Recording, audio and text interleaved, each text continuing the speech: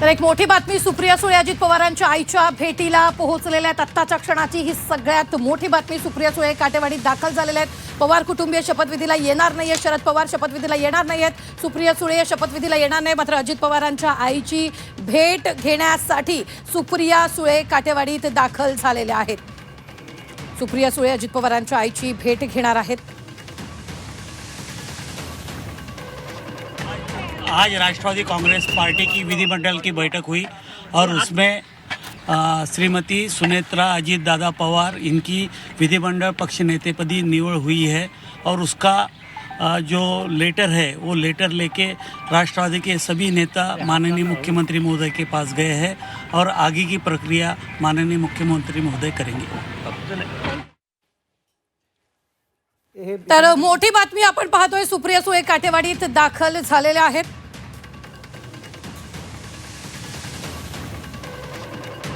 सुप्रिया सुळे काकींच्या भेटीला दाखल झाल्यात. पवार कुटुंबीय कुणीही शपथविधीला येणार नाहीये किंवा शपथविधीची माहिती नाहीये असं सुद्धा शरद पवारांनी सकाळीच पत्रकार परिषदेत बोलताना म्हटलेलं होतं. मात्र आता सुप्रिया सुळे काटेवाडीत दाखल झालेल्या आहेत.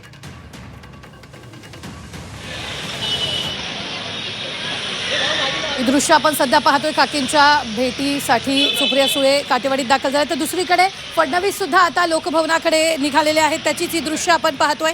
थोड्याच वेळात सुनेत्रा पवारांना उपमुख्यमंत्री पदाची शपथ दिली जाणार आहे. त्यासाठी मुख्यमंत्री फडणवीस हे लोकभवनाच्या दिशेनं रवाना झाल्याचं आपल्याला पाहायला मिळत आहे.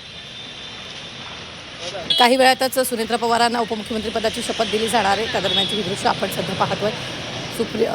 सुप्रिया सुळे सुद्धा काटेवाडीत दाखल झालेल्या आहेत. तर दुसरीकडे मुख्यमंत्री देवेंद्र फडणवीस हे सुद्धा लोकभवनाकडे रवाना झालेले आहेत. काही वेळातच सुनेत्रा पवार सुद्धा तिथे पोहोचतील. राष्ट्रवादीचे सगळे आमदार तिथे पोहोचतील, मंत्री तिथे पोहोचतील आणि त्यानंतर राज्यपालांच्या उपस्थितीत सुनेत्रा पवारांना उपमुख्यमंत्री पदाची शपथ दिली जाणार आहे.